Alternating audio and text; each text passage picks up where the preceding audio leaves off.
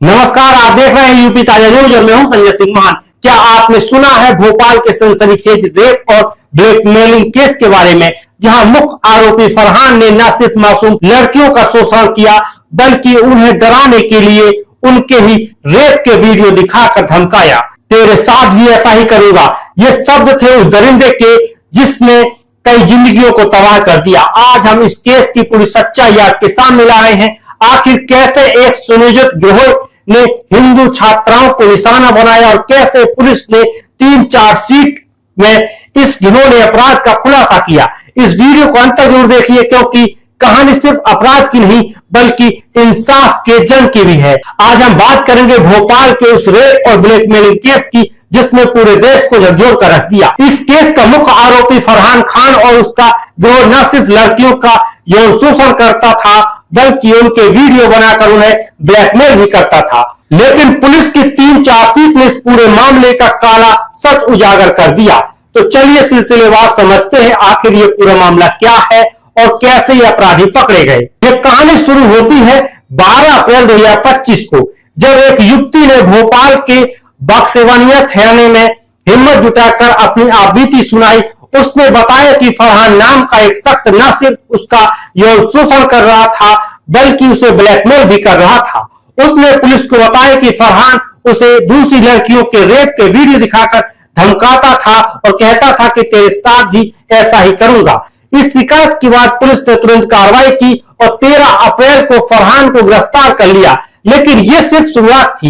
एक के बाद एक इस केस में 5 और लड़कियों ने अपनी शिकायत दर्ज कराई और अब तक कुल 6 आरोपी गिरफ्तार हो चुके हैं। इस केस की गंभीरता को देखते हुए राष्ट्रीय महिला आयोग भी सक्रिय हो गया है और एक विशेष जांच दल SIT का गठन किया गया है। लेकिन आखिर फरहान उसका गिरोह काम कैसे करता था, चलिए चार्जशीट के खुलासे से समझते हैं। पुलिस ने इस केस में अब तक 3 चार्जशीट दाखिल की है, बक्सेवनिया थाने में 1 और अशोका गार्डन में 2। इन चार्जशीट में फरहान को मुख्य आरोपी बताया गया है। आइए इनके प्रमुख खुलासे पर नजर डालते हैं। बक्सेवनिया चार्जशीट की बात करते हैं। इस चार्जशीट में 2 सगी बहनों की शिकायत का जिक्र है। फरहान ने इन बहनों को धमकाकर उनके साथ जबरन शारीरिक संबंध बनाए और उन्हें मुस्लिम धर्म अपनाने पर दबाव डाला और धमकी दी कि अगर मुलाकात बंद की तो बदनाम कर देगा। एक पीड़िता ने बताया कि अप्रैल 2023 में फरहान उसे अपने अशोका गार्डन वाले घर ले गया, जहां उसने रेप किया और वीडियो भी बनाया।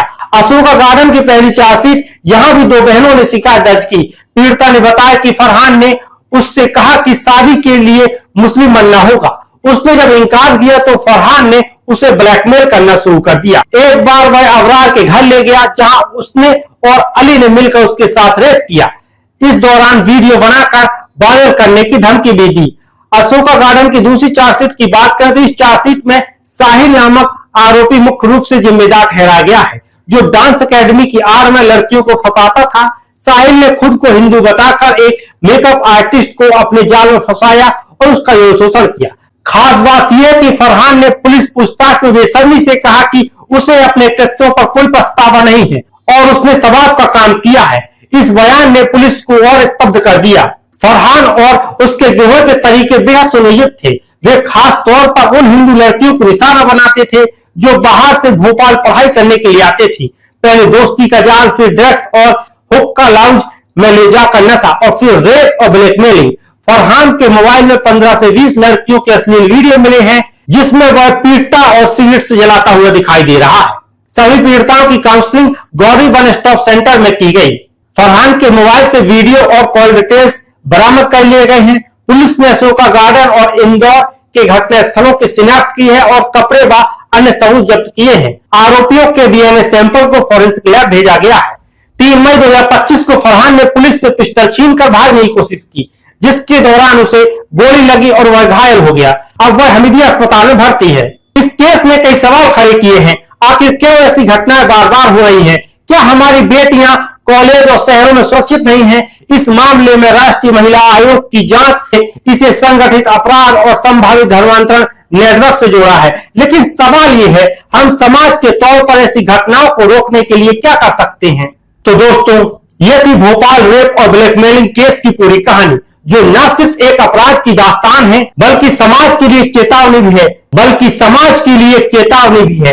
आप इस बारे में क्या सोचते हैं? क्या ऐसे अपराधों पर और ज्यादा सख्त सजा मिलनी चाहिए? कमेंट में अपनी राय जरूर दें। मैं संजय सिंह मान फिर मिलूंगा आपसे एक और नई खबर के साथ।